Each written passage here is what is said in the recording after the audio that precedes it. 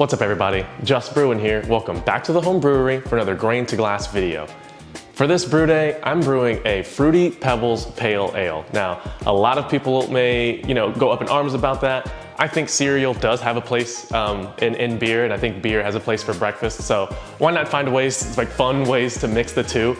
I'm not talking putting beer in your cereal bowl. I probably would try it. I don't know if that would be good. I would probably try it, but it probably wouldn't be good. But at least cereal in your beer, that can be done. Now, I'm not the only home brewer to do this. I'm gonna link a video here in whichever corner it is to Wolf King Brewing, who did a Fruity Pebble Cream Ale, and the grain bill is based on this. The hops I chose are the exact same ones, but I didn't make it a cream ale, mostly because I don't really like cream ales like that. Everyone's welcome to liking what they want, but I'm not a huge fan of them, so I'm not gonna brew one, at least not for myself. And so I found a way around it. Instead of lactose, I used vanilla to help kind of bring home that bowl of cereal vibe. And nothing against cream ales, and I do want to thank Liam from Wolf King for doing this. So here we are. I think the beer turned out great, and I do want to show you all about it. If this is the kind of content that you like, make sure to like and subscribe if you haven't already. If you want to support me, you can pick up some merch just like this from my merch store, where all merch proceeds are going to be going to charity, specifically the Know Your Rights campaign. Other ways to support the channel include, of course, commenting, and you can even donate to me directly at justbrewing.com. But all that out of the way, let's go ahead and get right to brew day. If you're looking for the specifics on this recipe, check the link in the description. For this 5-gallon batch, we're going to be mashing for 1 hour at 149 degrees Fahrenheit with the on-screen grain bill. 2-row is our base malt. We're going to follow that up with about 20% of flaked corn and an equal part Fruity Pebbles. And then we're going to finish it off with some acidulated malt. This is really to lower the pH just a little bit to make sure that we have a healthy mash. Since the flaked corn can't go in my grain mill, I'm going to add that separately, and I'm going to make sure this is all mixed in to get this ready for the star of the show, Fruity Pebbles. In total, this is about 2 pounds of Fruity Pebbles, maybe about 2.5. I bought 2 of the really big bags from my local grocery store, and I'm going to be adding that in kind of at random parts throughout the brew day here, but this is going to be our first charge of about 1 pound of Fruity Pebbles. This looks amazing, and it smells even better.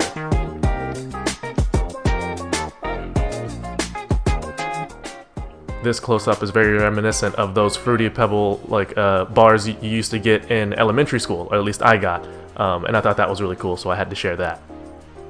I get my pump going to make sure that the mash, the wort itself, is circulating properly, and then I'm going to let this hang out for about probably 30 or so minutes before I get bored and I add yet another charge of Fruity Pebbles. This here is about another pound or so.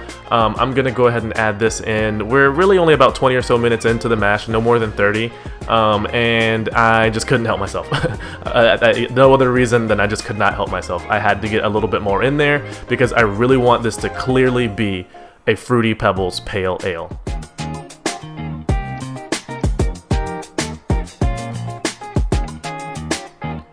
I'm going to get my pump going one more time and let this mash finish back up. At the end of our mash, I yank my grains, I pull my basket.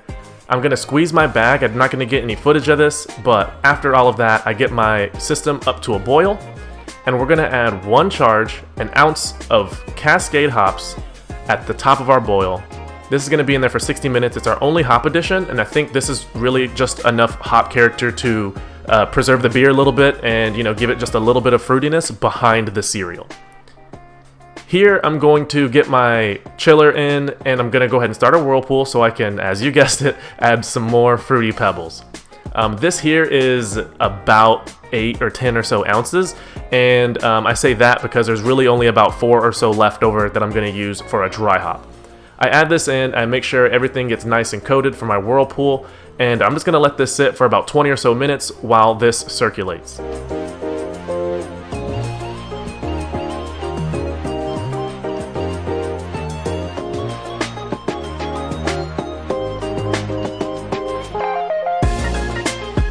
Once it gets to temp, I'm going to transfer it into a sanitized fermenter. Here I'm just using a plastic bucket as usual, and I'm straining it as it goes in because there's quite a few particles on the cereal itself.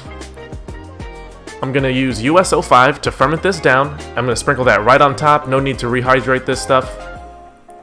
I'm gonna seal this up, and I'm going to get this into my fermentation chamber where it will live for about 2 weeks at 68 degrees Fahrenheit.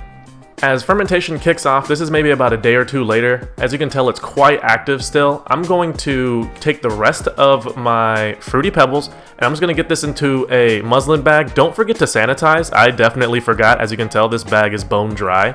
Don't forget to sanitize. Luckily, nothing came of it, but it's always the best practice to sanitize anything that's gonna come in contact with your work, and I did not. I sanitized the sous vide magnets that I'm using to keep this in place, and that was it. The last thing I'm going to add is vanilla bean paste. This is going to help drive home that bowl of cereal feel with every sip of the beer that we take. I'm going to add a half tablespoon and gently stir it in just to make sure that it mixes well. I don't want to aerate this at all so I don't splash. It's only going to take a few more days to finish fermenting, and when it does, I get a final gravity of 1.020. It's time to keg, carb, and get it ready for the tasting.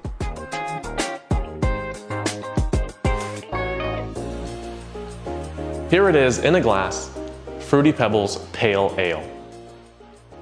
On the color, this is about exactly what you would expect it to look like. It's a nice, soft yellow color, and it's quite clear now that I've added some clarifying agent, some biofine, and with a little bit of time in the keg, this is nice and clear.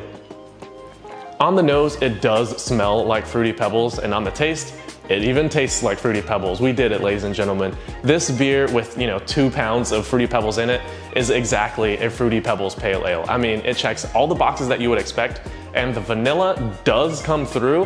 It kind of sweetens it up a little bit, and the beer finished high, as a lot of my beers do.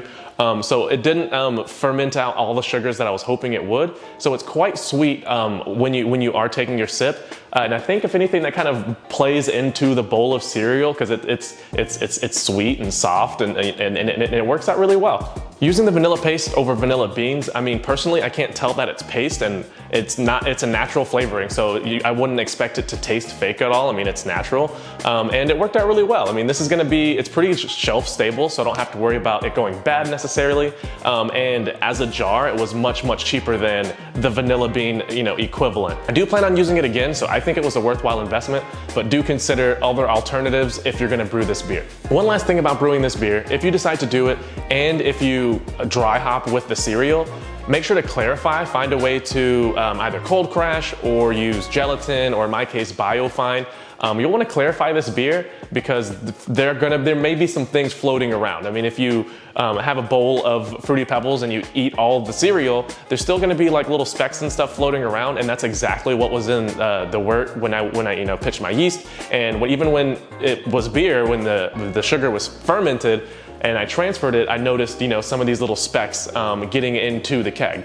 Not generally a huge deal, and it hasn't posed an issue yet, but I just wanted to make that clear, pun intended, that you should take steps to clarify the beer as to, make sure there's not just specks floating around in your pint glass. But other than that, let me know whether there's cereals and things like that you maybe want me to try. I'm super down to try just about any of them because it's a lot of fun. I've had a lot of fun doing these cereal beers. This is the first one that I've uploaded, but the second one that I've brewed now. So I will likely get back to the Cocoa Puffs Porter. That's one that I first did, and I will do it again. It hasn't turned out the way I wanted it to. So eventually I will get around to uploading a video about it. But for now, let me know in the comments what other cereals you'd like me to try. Other than that, that's gonna do it for me. Thanks for viewing, Just Brewing.